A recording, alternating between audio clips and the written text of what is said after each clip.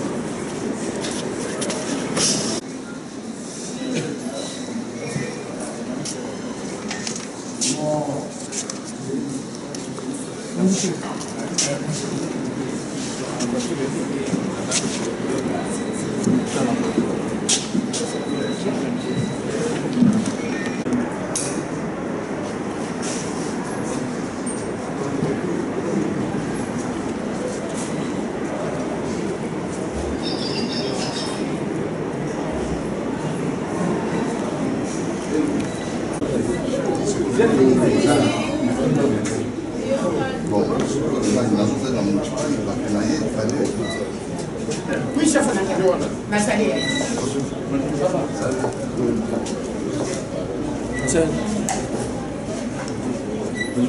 Alors, ça va?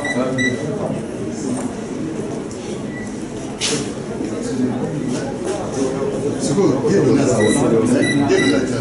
Leur père, parce que c'est pas mon père. Il y a le Nazar. Éviter au côté, on va t'appeler mon côté de l'argent. On va t'appeler mon fan. Oui, alors j'ai. Il y a un autre côté. Être avocat. Vous le faites.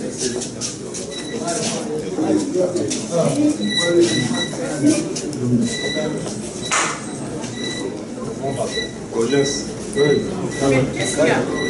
Vous entrez, vous sortez. Donc vous allez vous contrôler à tout moment. À chaque instant. Parce que non, ça va quitter.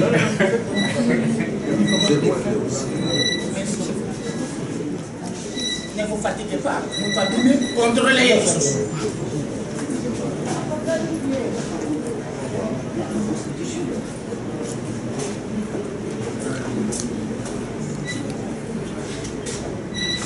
Mtu abimi kontrole. Tala yelo ngena yi. Mama kota. Bima. Neko ko kontrole yo.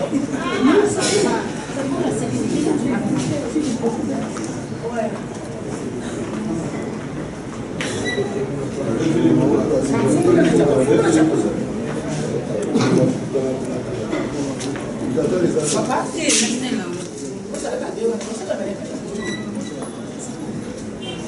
donc, il y a un chef commandant, mais ce point là, pas contrôler.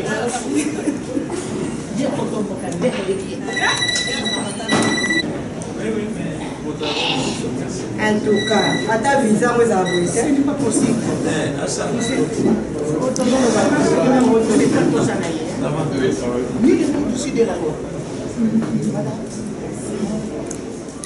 Yakakaka yo moko koya na sima motu tete kaza na ye.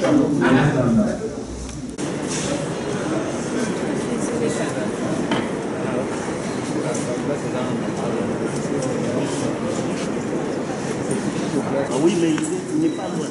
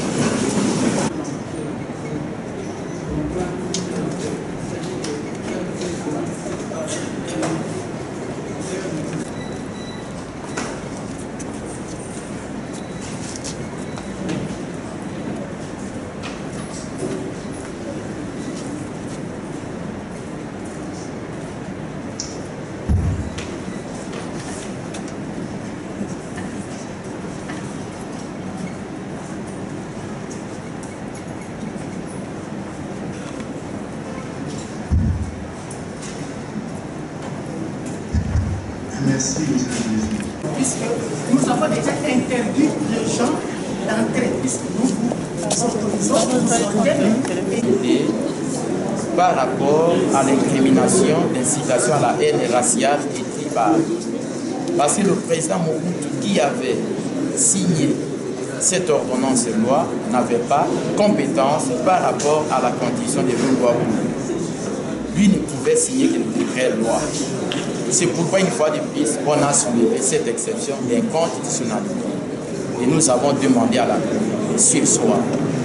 C'est pourquoi la Cour s'est retirée pour prendre ça en délibéré et qui viendra donner la réponse.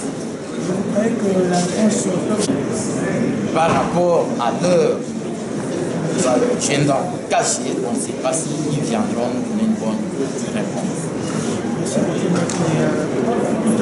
Ok, merci. Discrimination, l'ordonnance loi du président Mobutu à l'époque en 1966. Parce qu'en 1966, on était régi par la constitution de Louloabourg.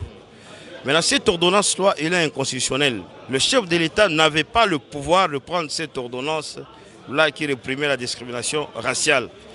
D'où cette ordonnance a violé, cette ordonnance loi a violé la constitution de Louloabourg.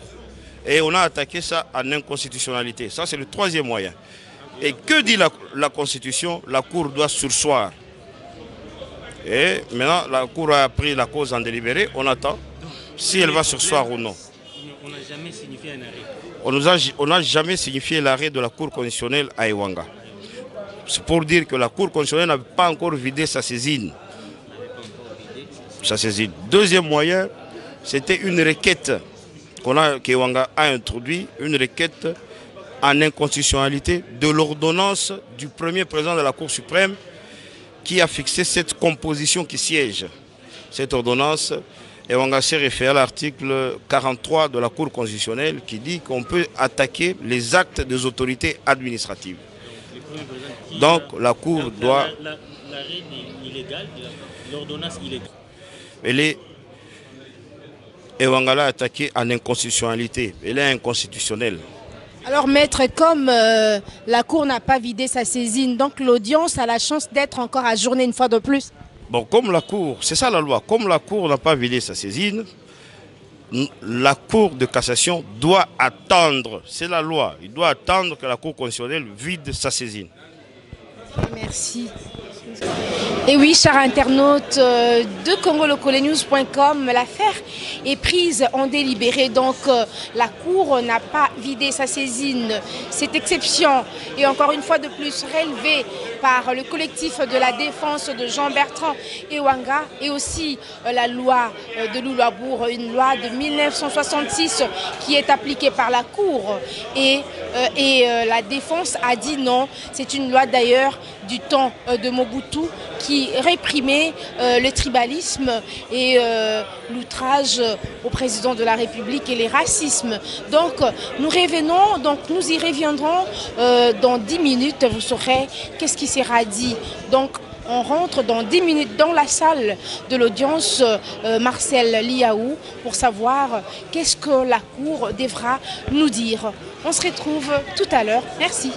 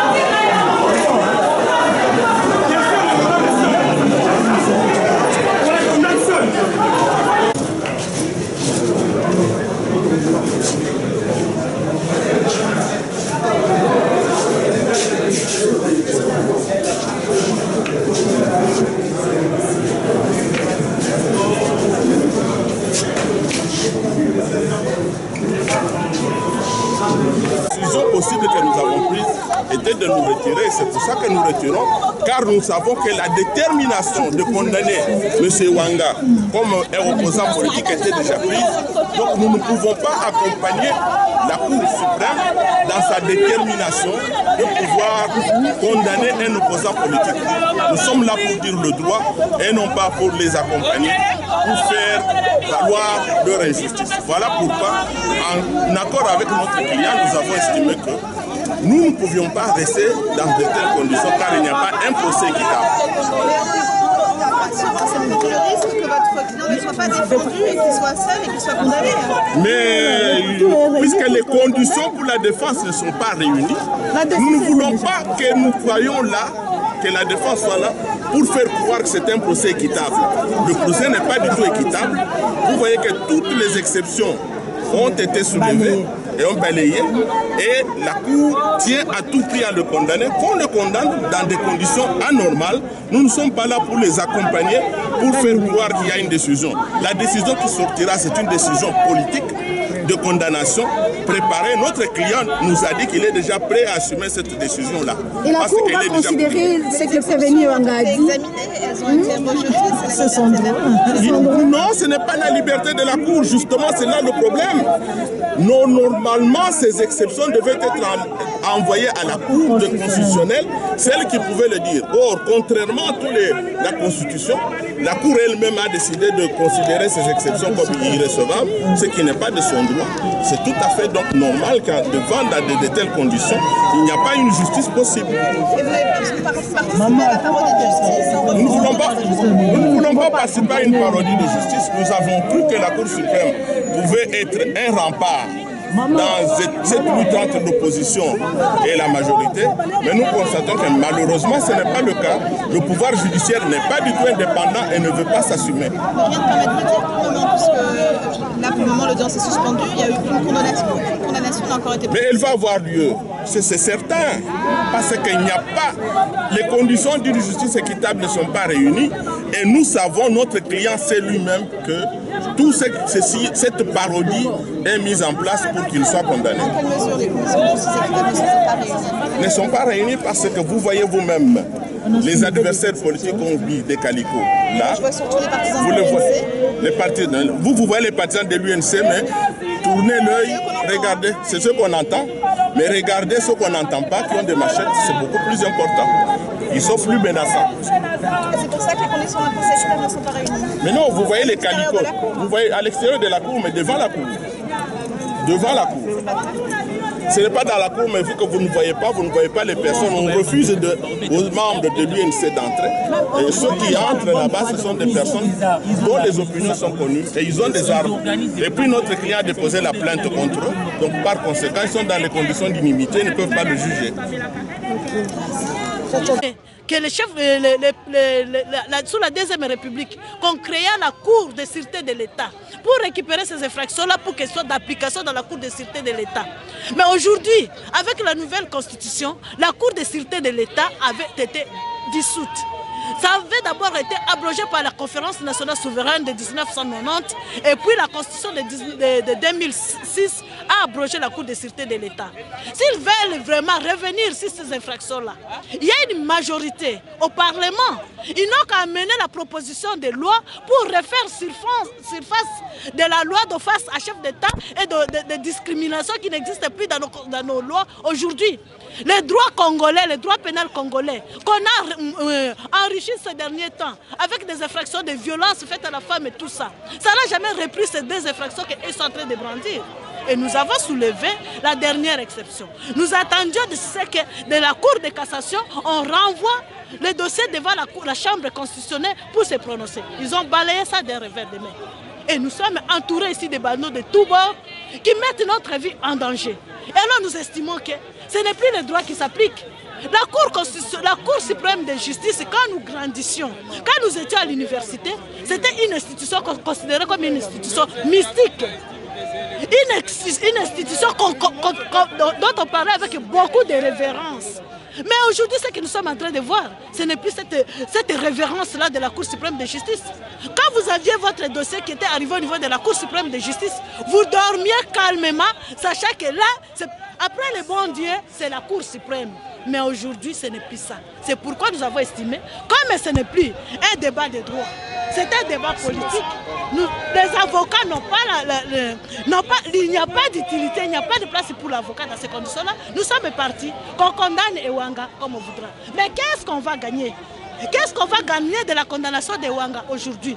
Le président de la République avait convoqué les concertations nationales. C'était pour vouloir mettre tous les fils et toutes les filles du Congo ensemble pour la reconstruction de ce pays. En condamnant Ewanga, c'est la réconciliation nationale. Ça ne sera pas la réconciliation nationale. Et on ne gagnera pas. Parce que nous ne devrons pas passer ce pays sans démocratie, sans respect des droits. Nous sommes vraiment au regret de constater ce que nous sommes en train de vivre. Et nous appelons au chef de l'État.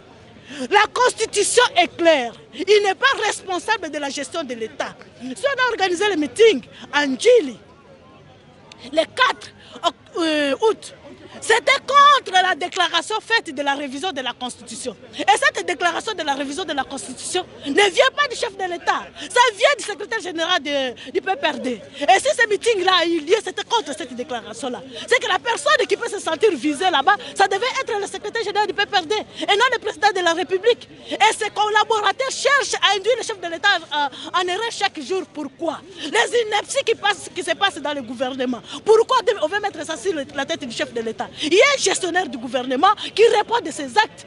Quand Ewanga a relevé l'opération de la bacalisation de la paix, est-ce que c'est le chef de l'État qui avait pris la décision de bacalisation de la paix? C'est lui qui a demandé C'est lui qui a demandé le service de la banque. C'est le gouvernement. C'est le gouvernement qui devait payer les frais bancaires. Et non les pauvres fonctionnaires de l'État. Et si on relève ça, on va impliquer le chef de l'État dans une histoire qui ne relève pas de lui. Soyons justes. Soyons justes. Nous sommes tous fils et filles de ce pays. L'unique but, que ceux qui sont au pouvoir, que nous qui sommes dans l'opposition, notre unique désir, que notre pays puisse se développer. Toutes les richesses que nous avons, nous voulons que tous les peuples congolais puissent en bénéficier. C'est ça notre désir. Pas autre chose. Si nous n'avons pas le Congo, où est-ce que nous allons nous sentir chez nous? Nous n'avons que ça comme patrie. Et ce n'est qu'ici que nous pouvons vivre à l'aise et nous pouvons vivre à paix. Et si nous ne savons pas vivre ici à l'aise, où irons-nous? Nous devenons des apatrides. Merci beaucoup, madame. Merci, je peux avoir mon micro. Et voilà, donc vous voyez l'engouement qui règne ici à la Cour suprême de justice. Les avocats, le collectif des avocats de la défense ont désisté. Et voilà donc le bâtonnier Mukendi vient de faire remarquer à la Cour que nous sommes entourés. Il y a des koulouna en calico et nous ne savons pas exactement les identifier. Mais sinon, l'honorable Ewanga, donc les CG de l'UNC, a déposé aussi une plainte contre la Cour. Et aussi, comme ces avocats ont désisté parce que la Cour rejette les exceptions soulevées par le collectif de la défense. Ainsi donc, il a pris le courage lui-même, Ewanga, il a demandé à la Cour de le mettre à Makala si possible. Donc, on ne sait pas quand est-ce qu'on sera encore fixé pour une nouvelle audience. Vous voyez comment nous sommes tous vigilants parce qu'on ne sait pas ce qui va se passer réellement, comment est-ce que nous allons rentrer parce qu'on dit que la Cour est encerclée. Donc voilà, je vous retrouve si possible d'ici là pour en savoir plus sur l'affaire qui oppose Ewanga et le ministère public. Donc je vous retrouve d'ici là. Portez-vous bien. Merci beaucoup. Est-ce que c'est normal, maman? Est-ce que c'est un bon temps de justice ezali? Tous a droit koloba. Est-ce que c'est normal vraiment? Baba na kobinisa biso neti bango baza ba mbutu biso za ba mbutu te. Bama la futi wana. Toi ba kuluna. Ba bomba. Oza bana batu botia bango na prison ba innocent. Ta la kuluna bona bano. Ba bomba. Linda like ba kima. Tourna ye. Tourna bito ya, o tourna bino te. Karona Antoine na waka nashika kiwa kabisa. Ni kuya tamai.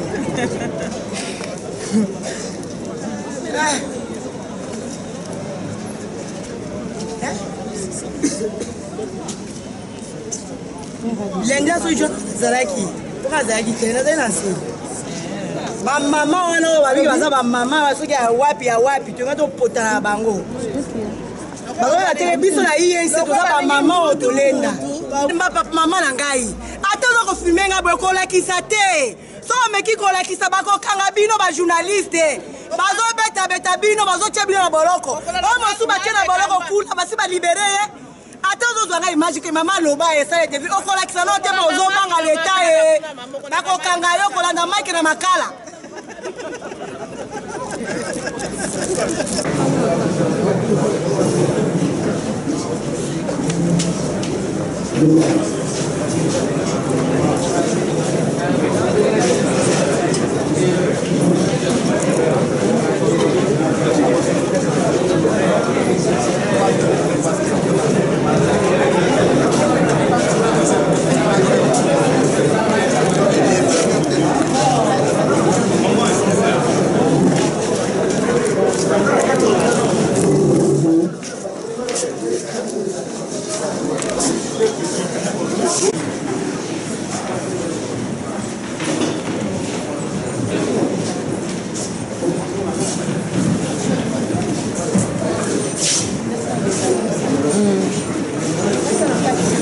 Ça la carte.